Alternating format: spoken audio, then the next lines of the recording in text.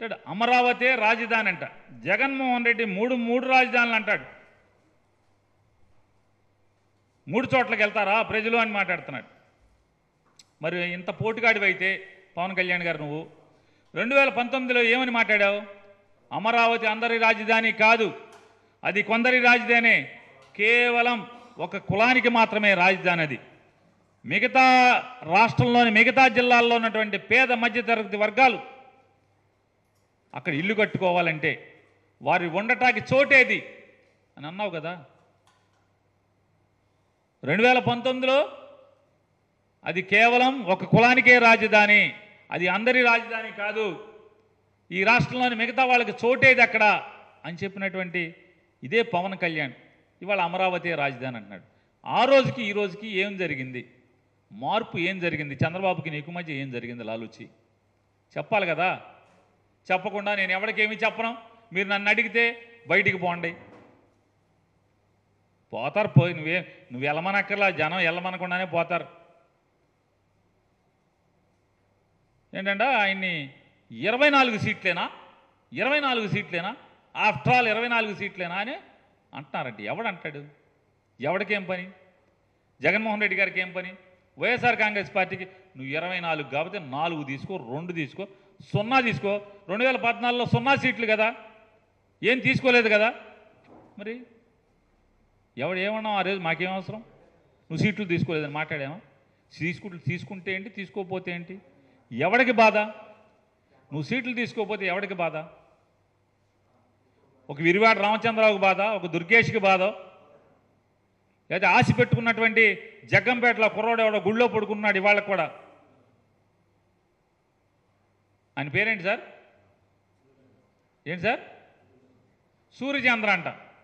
ఆ సూర్యచంద్ర లబో దిబ్బమని ఏడుస్తున్నాడు, అతనికి బాధ.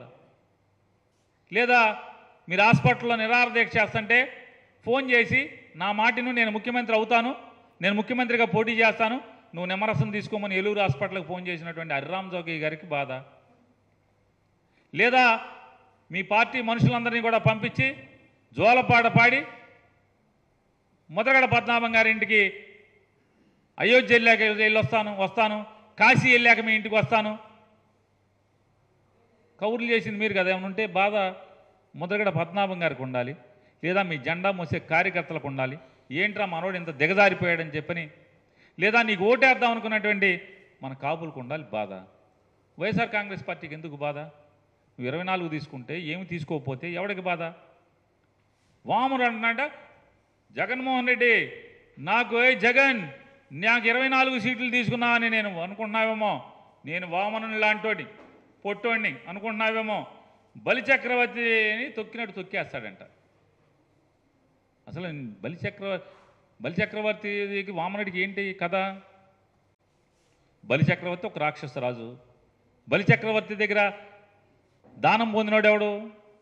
విష్ణుమూర్తి వామనుడి రూపంలో వచ్చినటువంటి దశావతారాల్లో ఒక భాగమైనటువంటి విష్ణుమూర్తి వచ్చి వామనుడి రూపంలో వచ్చి దానం పొంది ఆ 3 దానాల్లో 3వ దానం కింద నెత్తి మీద కాలు పెట్టి పాతాళానికి తొక్కాడు రాక్షస రాజుని.